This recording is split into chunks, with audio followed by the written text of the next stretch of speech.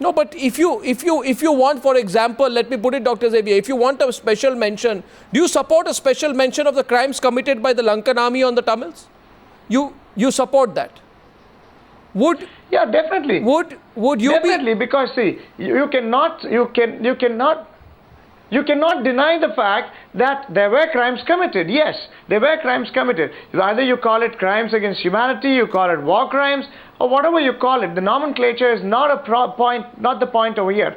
I mean, the UN has debated on calling genocide or calling what thing as genocide or not for 30 years in some countries. That's not the point. The whole point over here is how do you move forward? Yes, some things, heinous things have happened in Sri Lanka, and nobody is denying that. Yes, now how do you move forward? That's the whole point now.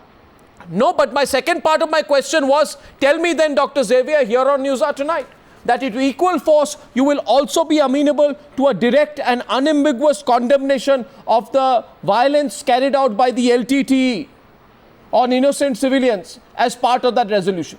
Yeah, of course. Of course, see, I mean, as being neutral in this point is very important. How can you deny that there were atrocities committed on the Tamils by the LTT also? Nobody denies that. Now, people also over there. Now, what happens? LTT has been destroyed.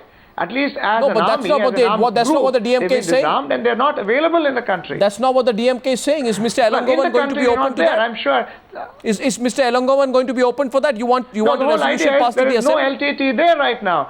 Now, if you don't have the LTT, how do you hold them accountable over there? They're not there anymore. Now, only the Sri Lankan government is there, and now it's time to hold them accountable. That's right. Surely, but I don't understand why atrocities that have been committed 4 or 5 years back are any less important than atrocities committed 6 or 7 years back.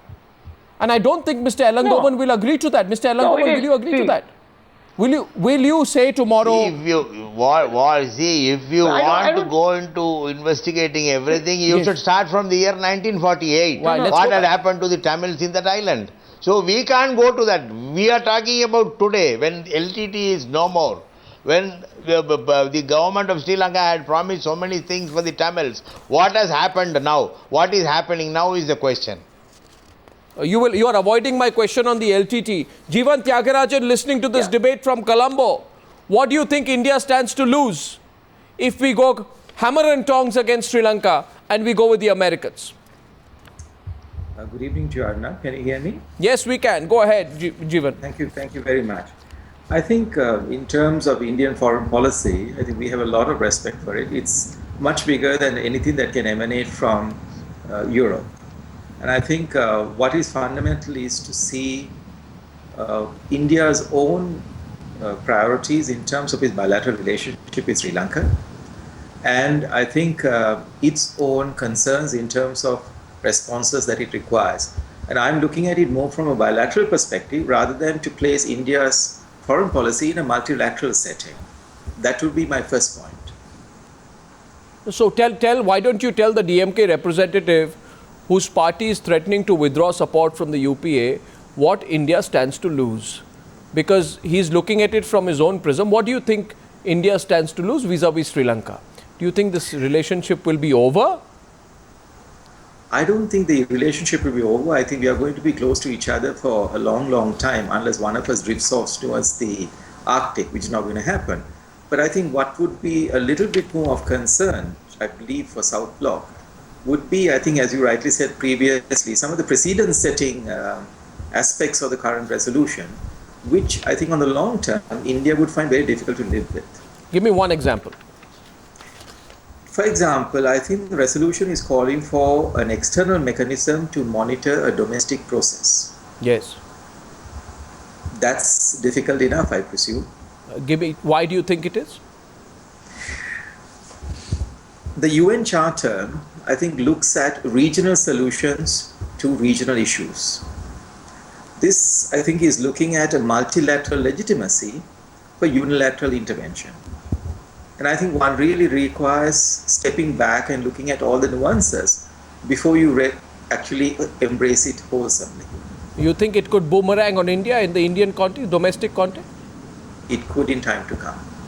Well, is that not important to you, Mr. Elangovan? Or do you not care about it? That your own nation's interests will be compromised in the long term? I'll tell you that is important. I don't deny that. But we were demanding the government of India to talk to what Rajiv Gandhi did. Whether is it not an interference with the Sri Lankan affairs? But he wanted a peaceful settlement. India should have taken such steps without going to NHRC or seeking support of other nations. They should have done as a neighboring country. They should have discussed this. They did.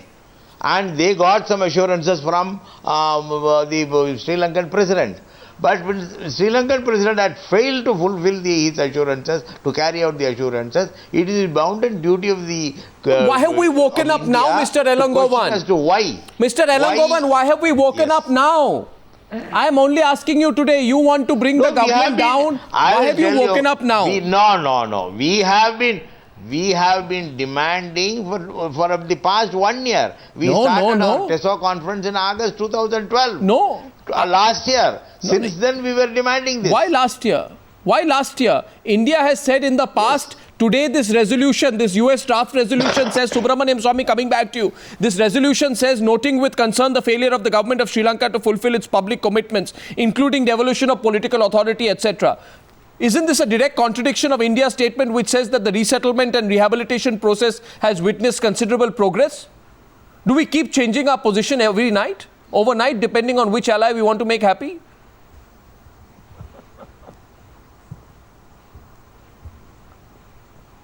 Dr. Swamy? You're asking whom? Yes, I'm asking you, Dr. Swamy. Well, you haven't read the whole resolution. The resolution goes on to, the US resolution goes on to say that all this must be investigated by Sri Lanka. That is what has upset the DMK and all the pro-LTT elements around the world. They don't want Sri Lanka to investigate these allegations of the Americans. And the Americans make the allegations, it's not God's truth. The Americans tomorrow say about Kashmir, will we accept what they say? We cannot accept. And of course the Americans, when it suits their national interests, they'll do damn all. They won't care a fig for UNHRC or anything else. Precisely. Will the Americans allow this form of intervention? It's a very, very important question here. Dr. Gladstone Xavier, eventually we have a policy of non-interference. And a large part of our viewership would also want to know that why are we allowing a direct infringement of Sri Lanka's sovereignty? That's the question which Jeevan Tyagarajan has raised from Colombo. I'd like your response to it, because we have a stated policy of non-interference. Going with the DMK is going to contradict that. See, the non-interference does not mean keeping quiet to what is happening in your neighborhood, to the same community, to the same brothers and sisters, to the same ethnicity who you share. Or human rights is beyond this whole question of non-interference. Now, what we are trying to do, that's why India at this stage needs to take a very mature decision by saying that, by condemning what has happened. That is true. They should have condemned it earlier. They should have continued to condemn it earlier. But right now, what is more important is look at the process forward. Yes, condemn it, but then again, support the rebuilding of the Tamil areas. Move forward with progress and reconciliation. Move forward with development. I mean, even that. So that means we cannot even support them in their development. Is that interference? Yeah, even supporting them could be interference. I'm not meaning supporting the government, but supporting the people. They're just basically clawing back into rebuilding their lives. So that's what is more necessary right now.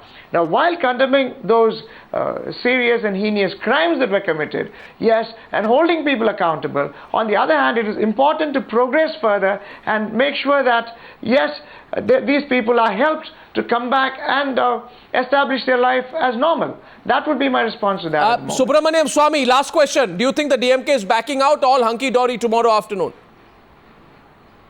Oh yes, they will not leave, because they've got a 2G problem, and most of their people who are under investigation or under indictment, they will probably get convicted. They can't afford to leave the Congress party. Mr. Elangovan, you want to respond to that? Subramaniam Swamy is linking your 2G dilemma. I don't know why we have come to this stage. We have made statements. Our leader had made statements, and he is talking about 2G and other things. 2G is the different thing. 2G is taking a different turn also. forget about 2G. Now we want the government of India to condemn or censure Sri Lanka for its atrocities against the Tamils. That is our stand today. We are not bothered about other issues. We are now concerned only with the Sri Lankan issue. Let's see where the story goes and whether the DMK actually pulls back support. As of now, looks extremely unlikely. Thank you, gentlemen, for joining me. Thank you.